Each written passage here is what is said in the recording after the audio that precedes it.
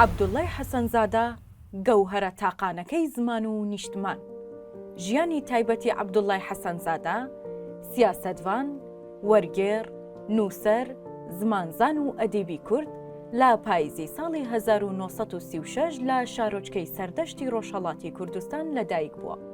هەر لە سەرەتای تەمەنیدا دەست دەکات بە خوێندنی وانە ئاینیەکان و لە ساڵی 1956 مۆڵەتی مەلایەتی وەرگرتووە.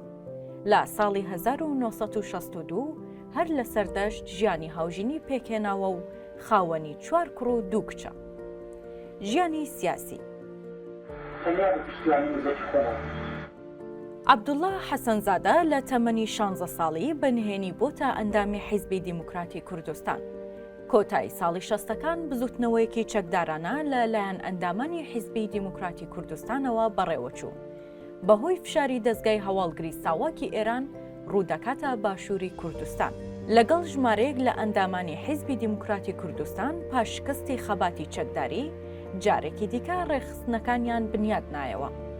لە سەرەتای ساڵی 1969 کۆنفرانسێکیان ئەنجامدا کە کۆنفرانسی دوی حیزبی دیموکرات بوو. عەبدوڵڵا حەسەنزادە لەو کۆنفرانسەدا بە ئەندامی دەستەی ڕێبەری حیزب هەڵبژێردرا. بەهۆی زیرەکی و فێربوونی زمانی عەرەبی، عەبدوڵڵا حەسەنزادە دەبێتە جێگای سەرنجی دکتۆر عەبدوڕەحمان قاسملوو. بۆیە لە دوای ڕێکەوتنامەی 11 ئازار دکتۆر قاسملوو گەڕایەوە عێراق و هەیکەلیەتی حیزبی دیموکراتی دووبارە داڕشتەوە. لەسەر داواکاری دەستەی ڕێبەری، دکتۆر عەبدوڕەحمان قاسملوو بوو بە سکرتێری دیموکرات و عەبدوڵڵا حەسەنزادەش بە دەنگدان بە ئەندامی مەکتەبی سیاسی هەڵبژێردرا. دواتریش لە کۆنگرەی سێیەم هەر بە مەکتەبی سیاسی هەڵبژێردرایەوە. لە دوای ساڵی 1973 عەبدوڵڵا حەسەنزادە بەردەوام یاوەری دکتۆر عەبدوڕەحمان قاسملوو سکرتێری گشتی دیموکرات بوو، چ بۆ شاند و گفتوگۆ و چ بۆ چالاکی سیاسی. بۆیە کاتێ دیموکرات کۆمیتەیەکیان پێکهێنا بە ناوی زاگرۆس، ئەندامانی زاگرۆس بەنهێنی چوونەوە ڕۆژهەڵاتی کوردستان. عەبدوڵڵا حەسەنزادە ئەرکی سەرپەرشتی مەهابادی پێسپێردرا و بەشداری چەندین چالاکی چەکداری و سیاسی لە دژی ڕژێمی پادشایەتی ئەو کاتی ئێران کرد. لە دوای دروستبوونی یەکێتی لە ساڵی 1975 یەکەم شان کە لەگەڵ یەکێتی گفتوگۆ دەکات حیزبی دیموکرات بوو. دکتۆر قاسملوو عەبدوڵڵای حەسەنزادە لەگەڵ خۆی دەبات. لەوێ دەستەی دامەزرێنەرانی یەکێتی بە ئامادەبوونی مامجەلال پەیڕەو و پرۆگرامی خۆیان ڕوون کردەوە. دوای شۆڕشی ئیسلامی ئێران و هەڵوەشانەوەی ئێران، عەبدوڵڵا حەسەنزادە دەبێتە ئەندامی شاندی گفتوگۆ لەگەڵ حکوومەتی نوێی ئێران و یەکێک دەبێت لە ئەندامانی سەرەکی شاندەکە. عەبدوڵڵا حەسەنزادە هەتا کۆنگرەی 13 لە هەموو کۆنگرەکانی حیزبی دیموکراتدا جگە لە کۆنگرەی 8ەم بە ئەندامی ڕێبەری و ئەندامی مەکتەبی سیاسی و حیزبا هەڵبژێردراوەتەوە. لە کۆنگرەی 6 و 7 ئەو حیزبا بە جێگری دکتۆر عەبدوڕەحمان قاسملوو هەڵبژێردراوە. دوای شەهیدبوونی دکتۆر قاسملوو لە ساڵی 1989 بەهۆی لێوەشاوەیی و لێهاتوویی و نزیکی لە دکتۆر قاسملوو هەموویان چاویان لەوە بوو ببێتە جێگرەوەی قاسملوو ببێتە سکرتێری حیزبی دیموکرات. لە کۆنگرەی دەوڵە بەهاری 1995دا بە سکرتێری گشتی ئەو حیزبا هەڵبژێردرا و تا کۆنگرەی 13 لە ساڵی 2004 لە پۆستەکە مایەوە. کێشە و پەیوەندیەکانی لەگەڵ بارزانی و پارتیدا. لە ساڵانی دەیەی 70 و 80کان کێشەکانی لەگەڵ پارتی قوڵ بۆوە و لە یەکێتی و مامجەلال نزیک بۆوە. کێشەکانی حیزبی دیموکرات لەگەڵ پارتی دیموکراتی کوردستان بە تایبەتی لە سەردەمی قیادە موەقەتدا بوو. ئەمەش دوای شەڕی نەغەدە و شنۆ بوو کە عەبدوڵڵای حەسەنزادە زۆر دژی ئەو شەڕە بوو و هەوڵیدا ڕوو نەدات، بەڵام سەرکەوتوو نەبوو. بە جۆرێک تا ئەم ساڵانی دواییش کێشەی لەگەڵ پارتی دیموکراتی کوردستان هەبوو و ڕەخنەی توندی لێدەگرتن. هەر ئەمەش بوو وای کرد کتێبێک بنووسێت بە ناوی خیانەتەکانی قیادە موەقەتە. لا وەڵامی ئەو تۆمەتانەی لەلایەن پارتیەوە ئاڕاستەی حیزبی دیموکرات دەکران، بەڵام لە دوای ساڵی 2007ەوە پەیوەندیەکانی لەگەڵ یەکێتی لاواز بوو، لەگەڵ پارتیدا پەیوەندیەکانی بەهێز بوون. دیدار و نامەکانی لەگەڵ مامجەلال. بەهۆی نزیکی لە بۆچوونەکانی مامجەلال و ڕێکخراوەی مارکس لێنینی کوردستان، کە بەردەوام جەختیان لە مافی پێکهاتەنەتەوەی و ئاینیەکان، یەکسانی و مافی ژنان، مافی کرێکاران و دادپەروەری دەکرد، بەردەوام لەگەڵ مام جەلال لە پەیوەندیدا بوو. چەندین جار پەیامی مام جەلال و یەکەتی بۆ ڕژێمی سەدام و حیزبی شیوعی و سۆسیالیست و پارتی دیموکراتی کوردستان بردووە و بە پێچەوانەشەوە پەیامی ئەوانی بۆ مام جەلال و یەکەتی هێناوەتەوە.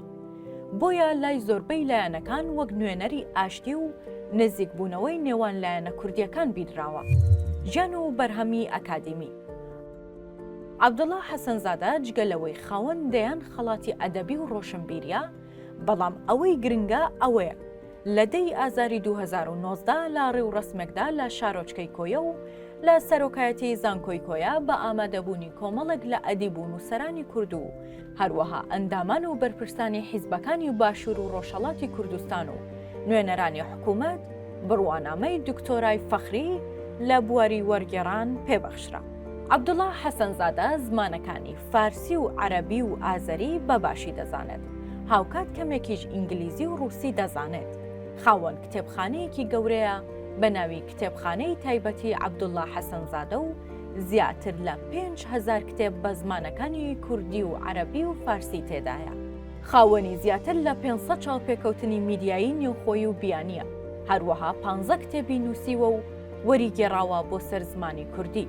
گرنگترین بەرهەمەکانی مامۆستا عەبدوڵڵا حەسەنزادە بریتین لە کوردستان و کورد، کتێبی دکتۆر قاسملو، حەمەدۆک، ڕۆمانی یاشار کەماڵ، دانچەرموو، ڕۆمانی جاک لەندەن، گێلە پیاو، ڕۆمانی عەزیز نەسین، نزا بۆ ئارمین، ڕۆمانی ئیبراهیم یونسی، ئەزموونی خەبات، ژیان و خەباتی عەبدوڵڵای حەسەنزادە، خیانەتی قیادە موەققەتە. عەبدوڵڵا حەسەنزادە هاوکات جگە لە نووسین و بەرهەمە وەرگێڕدراوەکانی دەیان وتار و بابەتی لە ڕۆژنامە و بڵاوکراوە کوردیەکان بڵاو کردوتەوە، بە تایبەت لە چاپەمەنی حیزبی دیموکراتدا. واسێنان لە سیاسەت و ڕووکردنە ئەدەب. عەبدوڵڵا حەسەنزادە نزیکەی 20 ساڵە دەستبەرداری سیاسەت بووە و خەریکی نووسین و وەرگێڕانە و لە سیاسەت دوورکەوتۆتەوە، بە تایبەتیش دوای دوولەتبوونی حیزبی دیموکرات.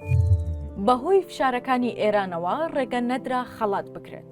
ئەوەی نیگەرانی زۆری دروست کرد دیداری شکور مستەفا بوو کە بڕیار بوو لە 12 ئایاری 2024 دیداری شکور مستەفا بۆ وەرگێڕان لەلایەن دامەزراوەی کەریمی عەلەکە لە هۆڵی خاک لە شاری سلێمانی بەڕێوە بچێت و لە دیدارەکەدا وەک وەرگێڕێک خەڵاتی ڕێزلێنان پێشکەشی عەبدوڵڵای حەسەنزادە نووسەر وەرگێڕ و سکرتێری پێشوەی حیزبی دیموکراتی کوردستان بکرێت. 2 ڕۆژ پێشتر دامەزراوەی کەریمی عەلەکە لەگەڵ بڵاوکردنەوەی پۆستەری تایبەت بە دیدارەکە لە هەژماری فەرمی خۆی لە تۆڕی کۆمەڵایەتی فەیسبوک ڕایگەیاند. بە دروشمی وەرگێڕان پردا بەهێزەکەی پەیوەندی نێوان کولتورە جیاوازەکان، دیداری مامۆستا شکور مستەفا بۆ وەرگێڕان ساز دەکات و لە دیدارەکەدا وەرگێڕی بە ئەزموون مامۆستا عەبدوڵڵا حەسەنزادە ئامادە دەبێت و خەڵاتی وەرگێڕی نمونەیی لە لایەن دامەزراوەکەوە پێدەبەخشرێت. بە گوێرەی زانیاریەکان سەرپەرشتیارانی دیدارەکە لە دامەزراوەی کەریمی عەلەکە بە ئامادەبوونیان ڕایانگەیاندووە کە لەلایەن ئاسایشی سلێمانیەوە ئاگادار کراونەتەوە نابێت دەرگای هۆڵەکە بکرێتەوە و دیدارەکە ساز بکرێت. ئەمەش بە پاساوی ئەوەی لە دیدارەکەدا عەبدوڵڵا حەسەنزادە خەڵات دەکرێت و ئەوەش دەشێت نیگەرانی لایەنی ئێرانی لێ بکەوێتەوە. ڕێگریکردن لە بەڕێوەچوونی ئەو دیدارە کاردانەوەی زۆری لێکەوتەوە و ژمارەیەکی زۆر ئەدیب و نووسەر و چالاکوانی سیاسی دژی ڕێگریکردن لە بەڕێوەچوونی دیدارەکە ناڕەزاییان دەربڕی، چونکە ڕۆشنبیران پێیان وایە مامۆستا ئەگەرچی هەموو ژیانی بۆ خەباتی گەلەکەی لە ڕۆژهەڵاتی کوردستان تەرخان کرد، هاوکات نووسەر و وەرگێڕێکی گەورەی کوردە و خزمەتێکی زۆری ئەدەب و زمان و فەرهەنگی کوردی کردووە.